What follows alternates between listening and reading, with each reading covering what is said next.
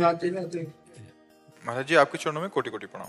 महाराज जी मेरा सवाल है कि मेरा परिवार नाम जप करता है, फिर भी हमको बहुत से दुख परेशानियां आती हैं, उनको झेलना पड़ता है, बहुत सारी बातें। इस संसार में जिसका भी जन्म होता है बच्चा, दो चीजें मिलती हैं, कभी सुख कभी दुख, कभी संपत्ति कभी विपत्ति, कभी सम्मान कभी अपमान, कभी लाभ कभी हानि। सबको आपको ही केवल मिल रहा हो तो हम भगवान से दावा पेश कर दें कि बेचारे के ऊपर ऐसा क्यों। पूरी सृष्टि में पूछे आओ किसी से कि तुम्हें दुख मिलता है कि नहीं मिलता है, तो फिर सुख भी मिलता है। ऐसा तो नहीं कि तुम्हारे जीवन में सुख आए ही ना। सुख और दुख दोनों का पार्ट यहाँ चलता रहता है संसार में। कोई प्रवीण सुख के प्रहार से अभिमान में फूला नहीं और दुख के प्रहार से भगवान को भूला नहीं, वो बचक के निकल जाता है। नहीं सुख में नाचे गाए तो फिर दुख में रोए। यही पूरे संसार का खेल चल रहा है। पूरे संसार में किसी से भी पूछ लो कि पापा जी के मेरे के 10 एक्सीडेंट हो चुके हैं, फिर भी वो चल रहे हैं। हाँ, मतलब हमें केवल इतना समझना है कि जब भगवान भी इस धराधाम पे अवतार लेते हैं तो दो प्रकार की लीलाएं उसमें भी देखी जाती है, सुखद लीला और दुखद लीला। कहाँ भगवान का सुबह राज्याभिषेक होना है राम जी का, और कहाँ 14 वर्ष का वनवास हो जाता है। कहाँ जुगल सरकार बड़े आनंद में, चलो वनवास में ही सही, पर सिया जी का हरण हो जाता है, राम जी विलाप करते। मतलब आप देखो ना कि कैसी परिस्थिति, कदम कदम पर परिस्थिति भगवान के चरित्र में पढ़ के देख लो। इधर कृष्णावतार में देखो, सर्वेश्वर भगवान आ रहे हैं पर जेल में, रात में पानी अंधेरा लेके गोकुल जा रहे हैं, यमुना जी बाढ़ी हुई है, बड़ा भय, और कंस का भारी डर है। क्या मतलब आप देखो, उतना तो जो भगवान के अवतार में भगवान की लीला में कष्ट दिखाई दे रहे, मनुष्य में तो उतना कष्ट है ही नहीं। कितना कितना 6 दिन के हैं पूतना मारने जा रही, 6 दिन के, छठी के दिन पूतना हलाल विष लगा के स्तनों में उनको मारने जा रही। तो बच्चा इस संसार में हमको संघर्ष करना पड़ेगा। हमें दुख और सुख दोनों को चीरते हुए आगे बढ़ना पड़ेगा। हम दुख सुख में लड़खड़ा के गिरे नहीं, सुख में फूले नहीं और दुख में भूले नहीं भगवान को, तभी हम निकल जाएंगे। शुभम सिंह जी राधे राधे।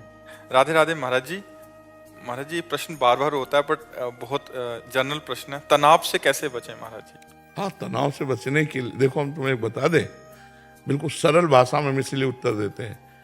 एक शिष्य ने गुरु जी के चरणों में प्रार्थना करके भूत का मंत्र सिद्ध किया। अब भूत सिद्ध हो गया जब, तो उसने कहा काम बताओ, अमुक काम, वो चट से कर देता। उसने कहा काम नहीं बिठाओगे तो मार डालेंगे।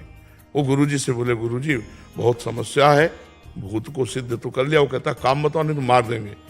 तो उनका ठीक है, एक डंडा गाड़ दिया बांस का लंबा, और कहा भूत से कहा इस पे चढ़ो उतरो, जब काम होगा तो हम काम बता देंगे, नहीं तुम्हारे लिए यही काम है। समझ रहे हो, ये भूत है मन, इसको काम में लगाओ, सत कार्य में, नहीं उठा पटक देगा तुम्हें, डिप्रेशन में पहुंचा देगा, ओवर थिंकिंग, ये सोच सोच करके तुम्हें पागल बना देगा।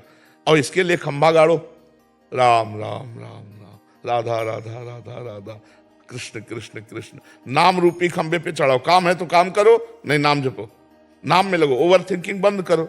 जब नाम जप करोगे तो आप देख लेना दूसरों का डिप्रेशन नष्ट करने वाले परमाणु आप में आ जाएंगे। आपका डिप्रेशन किसका प्रश्न है? तो समझ रहे हमारी बात। तनाव मुक्त होना तो बिना पैसे की दवा है, और ये छूछा तो सब नाटक है बच्चा। सच्ची बात, कोई किसी को ठीक कर सके किसी में ताकत नहीं।